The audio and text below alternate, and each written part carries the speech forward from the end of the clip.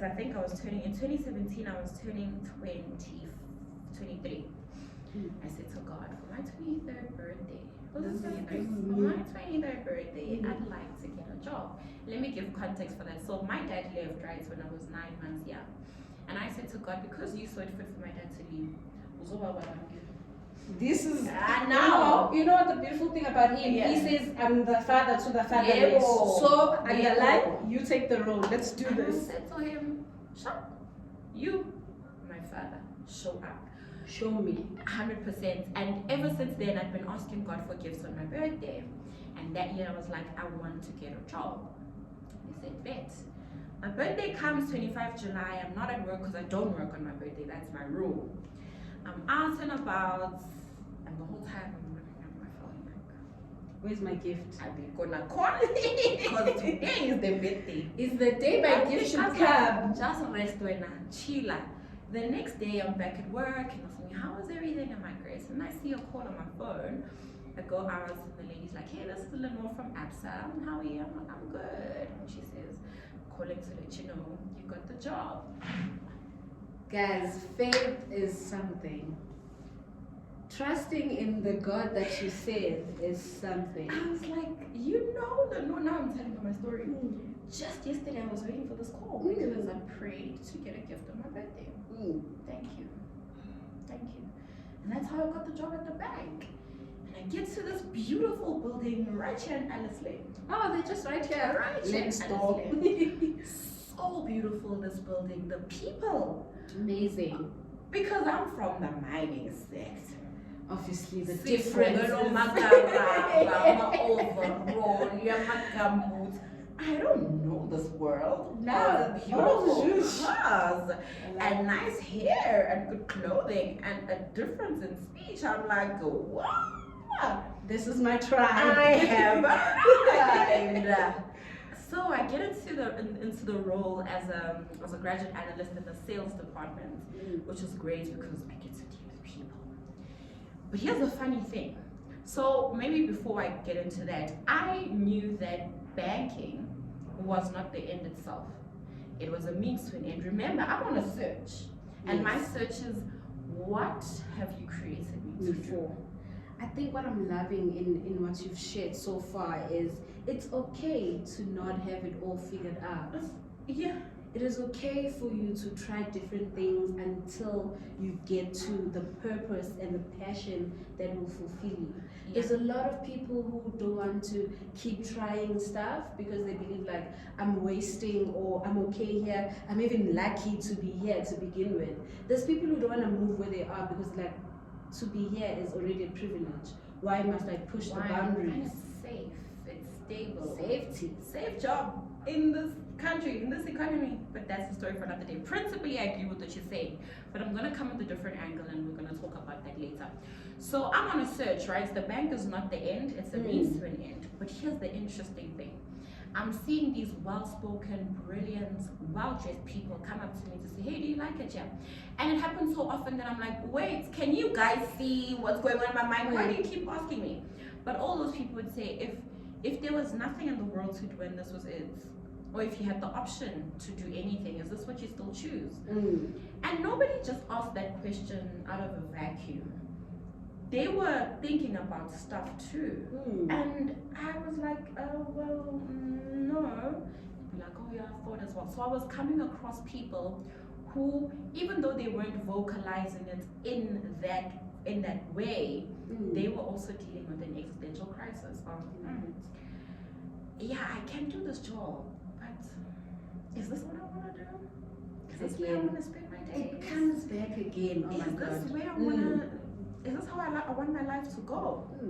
And then I think it was a year or two after I graduated, on the 31st of March, then I share my picture and I share my story of how I never wanted to be in mining, and this is how I've changed my journey, and people were just like, no ways. So this is a thing, like, I'm not crazy for thinking that I don't want to be here. So many people started saying, Mpumi, I want to make a change as well. I just don't know where to start. What can I do? This is my story. People young and old, of all races, of all creeds, saying, I am in this exact position, What not can I wanting to be where I am. What can I do?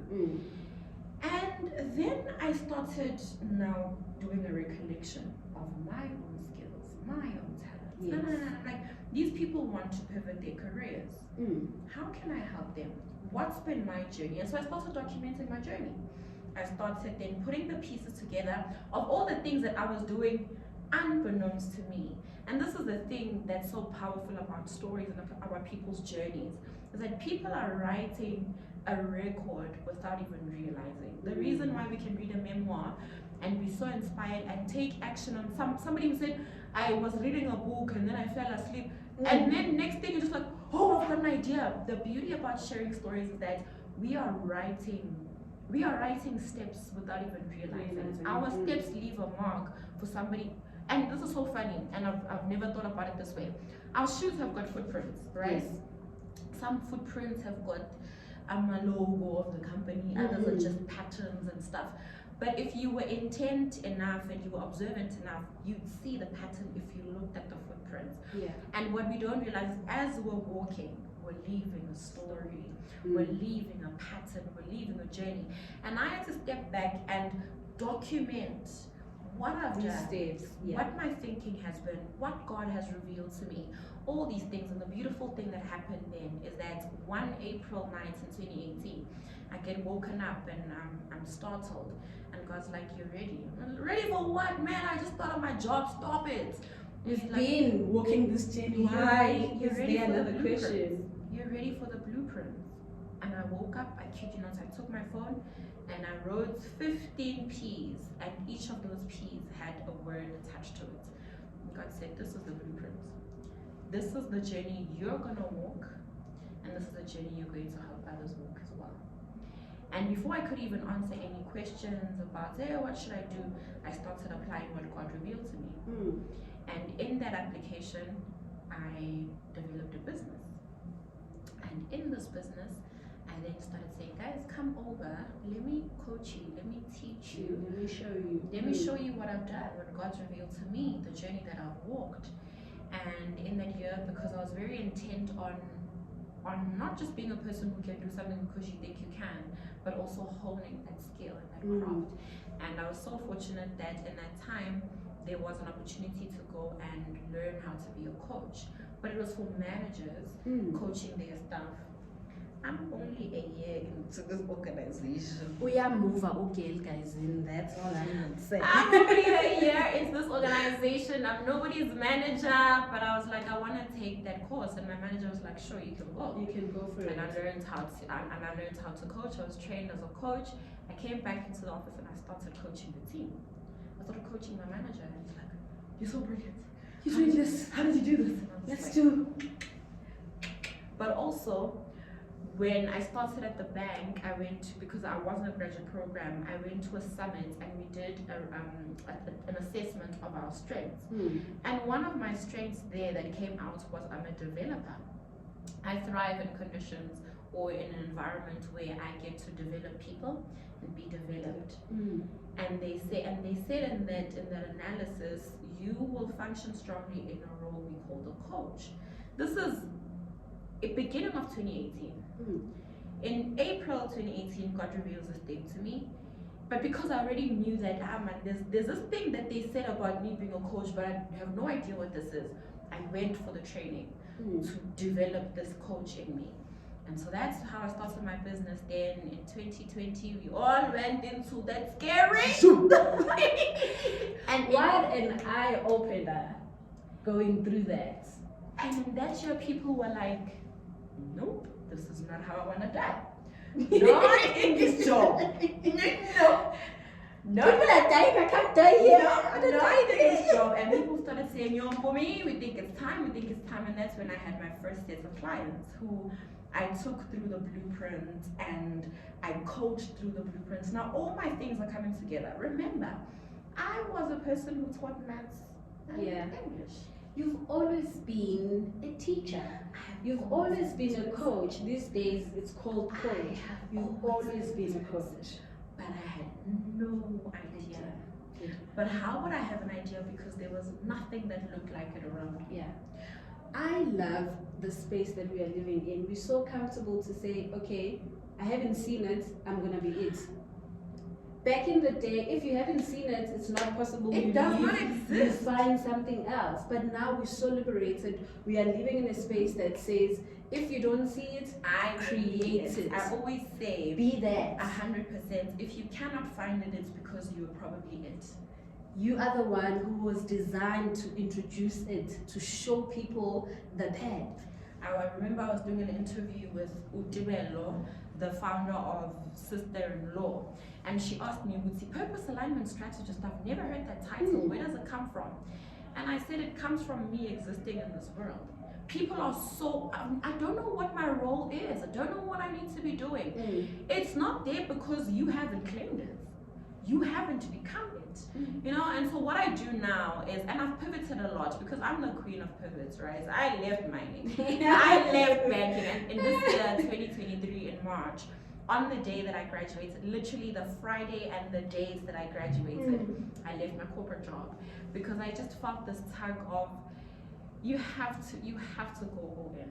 If you believe this thing so much, if you believe that God says there is provision in your purpose, there is a better and higher chance of you building wealth from the things you are good at, the things I've naturally gifted you with, the problem I have designed for you to solve. If I believe it, I've really got to show it. And what kind of leader says, guys, just go check Lapaya, go see Kunjan, and give me feedback. And I'm not willing to go. I realize that if I want people to really be convinced of what I'm doing, because I'm already convinced. But if I want people to be convinced, and if I want people to see, because again, our footprints, a story, I have to embody it. I have to be the person that I tell people about. And so I left my job, and it wasn't an easy thing because I loved ABSA. I still love ABSA. And it wasn't because it was a toxic place that I had to leave, but it was because I had to answer the call. Purpose driving. I had to answer the when call. that phone rings, you have to answer. It's like the alarm that keeps going on. At first you think you're at a party, you're dancing, the music is like, going but it's like what annoys you. This is not a party. No. This thing is trying to get me to do something, and I had to wake up to the alarm of my life. And I realized that I was doing so many things subconsciously and sometimes unconsciously that were ruining my career, because I wasn't in my purpose, and I thought I cannot continue to ruin my reputation and hurt myself and be miserable this whole time when I know what I need to do. It's very clear to me. I've got a business that's already running. Why not? And so I left to be a full-time speaker, a full-time facilitator, a full-time coach. What an amazing story. Oh my God, guys. When I heard about this lady, I was like, God, why did you create two people who are different, but they are doing the same thing? They look the same, but again, there's that much difference in it. I was like, this is what it looks like for someone to believe in their purpose, their passion, and go with it. I love what you said. I want to piggyback on two people who are the same, doing the same thing. I think that's what gets a lot of people from actually starting and taking the lead, because they're just like, somebody else is doing it. I can speak so well and have a great personality, but there are people who are just never going to take to me. They are not going to gravitate. It doesn't matter what I do or what I say. I'm just not their person. You say the same thing I've said, and those same people like bees to honey to you. We are saying the same thing. We are saying the same thing. Obviously in different ways, because what you say and what you think is shaped by your past and shaped by what God has put you on this earth for. But what I'm trying to say is, nobody is doing what you need to do, because God doesn't create duplicates. And I always say that for as long as you live, you will forever be relevant. Your purpose will forever be relevant, and nobody is designed and created to do what you do, at least not in the way that you're doing it. There's always going to be that uniqueness. There are many speakers. There are many coaches. There are many people in the same industry, but the message is different. the mission is different, but most of all, Presentation is the different. purpose is different. Yeah. Everyone has got a room to fill. Everyone has got that itch to scratch. Everyone is assigned to a wound that somebody is experiencing and somebody is dealing with. We are not the same. We are not the same. We might look like we're doing the same thing, but we are not the same. What I like about what you've just said is a lot of people get it wrong. You look at someone and you're like, man, we're the same, we can do the same thing. No, I believe that that person is put in your space to be An awakening, right? yes, to be like someone who's inspiring you to get on your journey, someone who's inspiring you to show you that it can happen, it should be happening, but that doesn't mean that you should be like that person. I don't like people who would drop their audacity and who they are and try to be someone else. Someone in front of you is there as an inspiration, not for you to be them. And you will always fail at being somebody else. Always. If you want to be guaranteed failure, try and be someone else. I love that. Try that That's and how you you realize that no, I'm going down. She mentioned something earlier, guys. We are about to wrap up our conversation. We're getting there. I know Mpumi and I can go on, guys. Forever. We are that good. Forever. You can go and come back. You'll find us here. But as we're about to wrap up our conversation, she mentioned something which I was asking earlier on, that now the passion, how do you put profits into it? She said, your purpose is always going to give you the provision. If God has trusted you with doing that thing, He's gonna make you way. Practically, how did Mpumi take, I've left my corporate space, I've gotten into business myself, and I'm gonna be a coach, I'm gonna be a speaker, I'm going to help people, I'm gonna teach people as my passion and purpose requires money. How do you then put, you have the provision, God is the provider, we have everything. Few examples of how that provision came into play in your journey. I'm so happy you asked me this question because it is the meat of my message and the meat of my mission, right? So I always say that God's will is His will. Yeah. If He sends you, He will provide them. But this will help you. It'll blow your mind. So I love language. I love literature, and so I love playing around with words and phrases. So I don't know if you picked up earlier when I was saying that when the blueprint was dropped to me, it was 15 P's of purpose. Now I've condensed it and now it's evolved because I've also evolved, right? But the principles still remain. But I still love the alliteration Yaga P. So we're going to cover 3 P's that are going to help with that question. Sharp, you like it, it's your passion, but joie, because the house has to be paid, the cat has to be paid, there are kids, there's you. Okay, the very first thing is, at the heart of your purpose is a problem that needs to be solved. Yeah. Think about Jesus. Again, I'm Christian, so please don't mind my references. We apologize. Jesus, before he was even born, the angel went to Mary and said, you are going to carry the one who's going to save the world from its sins. Jesus' purpose was clear from even before his birth. He is going to be the one that takes us out of our sins, or that redeems us from our sins. Yeah. And all throughout his life, we start seeing him actually manifesting and realizing what his purpose is. Yeah. And people think that his purpose was there on the cross. That was the final act. That was like created to be a problem. That was his. I wanted to say dying wish, but that was his ultimate manifestation of what the purpose was, right?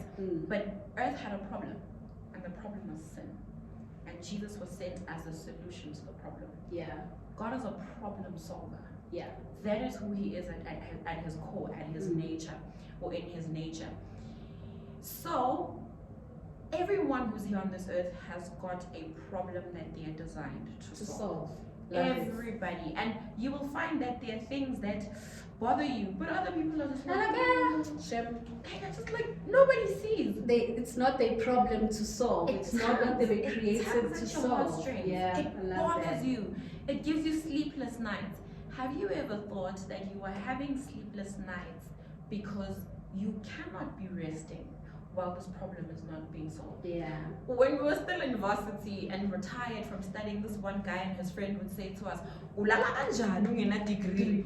And it's like, "Ulala kanjani when your mission is not complete?" complete. You will Love find that. people, they are restless, they move from job to job. It's because, and here's the thing that I came to realize that I love so much. It's like I want to tell everybody.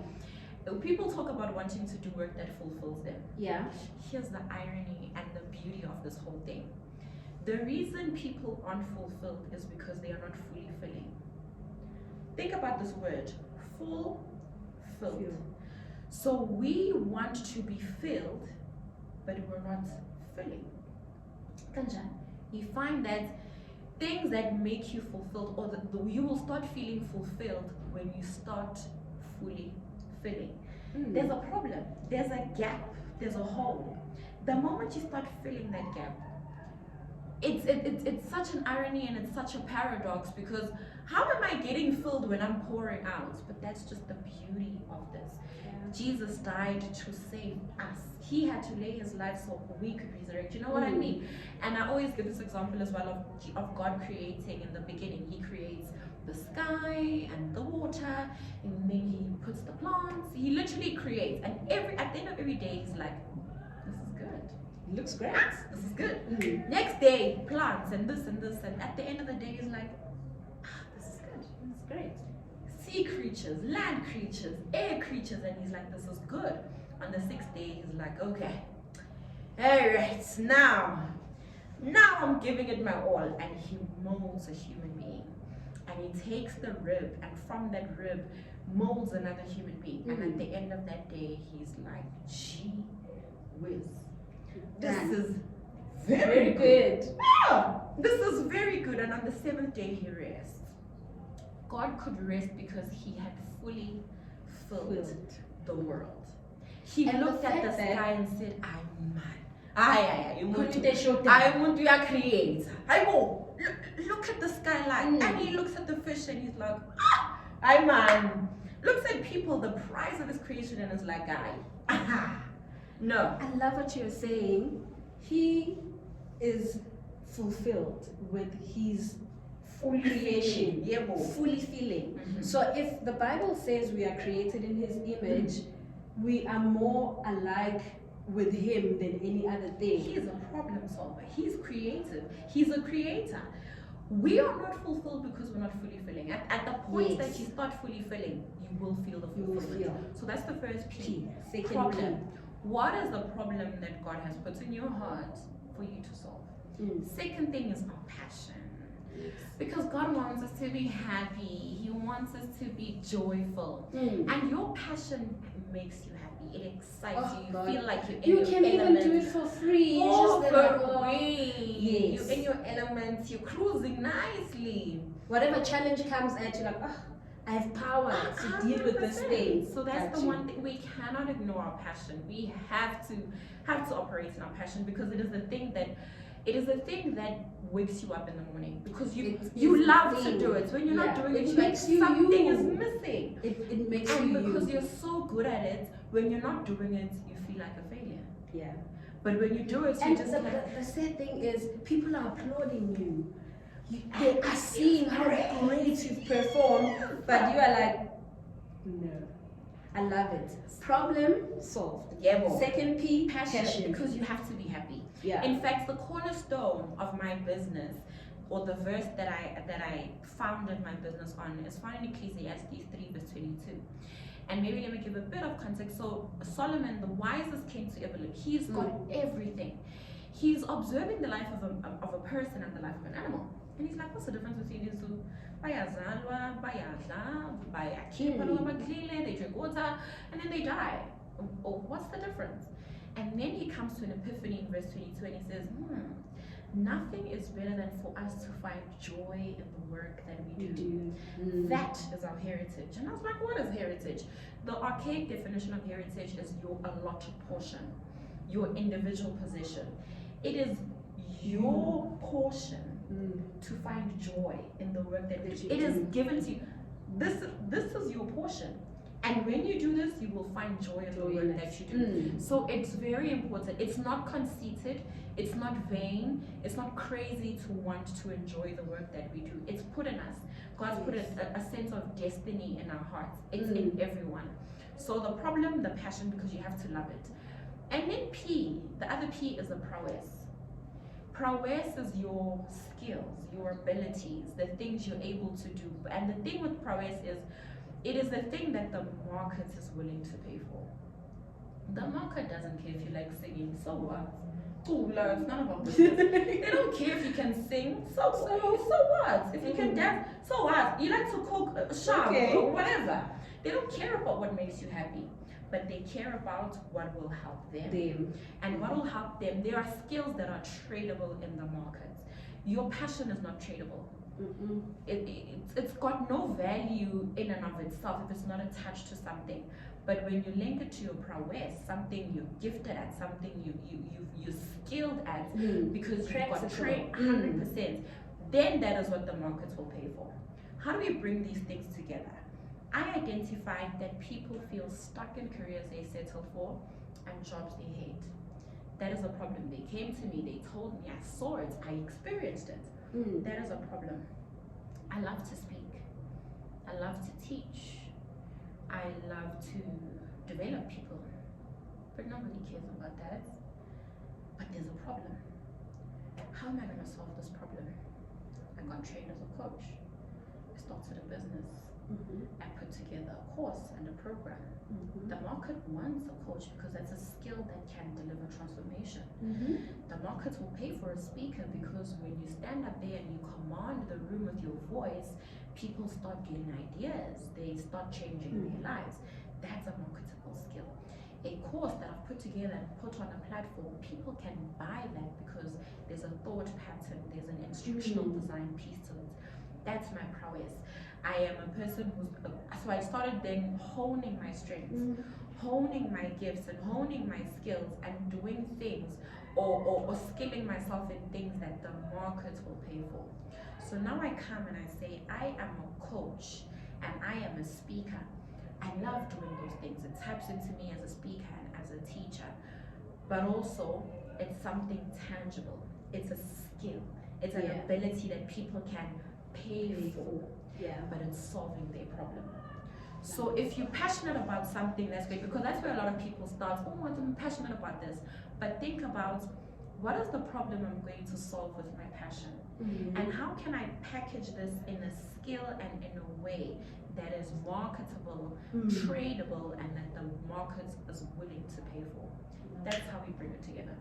Sure, what a powerful conversation we've had, guys.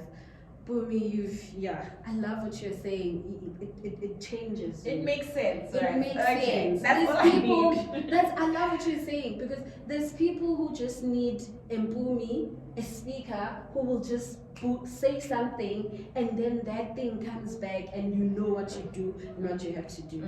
And even if it's just one line or one word, people just need that something. And something that they can hold on to. About us as speakers, our words are seeds. You say something and somebody decides to change their life because you've planted an idea, or you've planted courage in them, or you've planted an identity shift, an identity change. That's why I love this. So you see, people, if I say, guys, nobody cares. But if I use my words as a seed, then it matters. Then they'll pay to come to my event. Then you've matched your purpose. You're feeling the fulfillment. 100%. It's not just, oh, I love this. No. It's solving a problem. I'm in my sweet spot where what I love, and here's how I sum it up. I forgot to say this. I do what I love in the service of those who love what I do. I love it, but it's in service of others, and they love it too. That is a short definition of what a purpose is. Be a problem solver. Continue doing what you love, but to whoever you're doing it, are they loving it as well? Are they going to pay for it?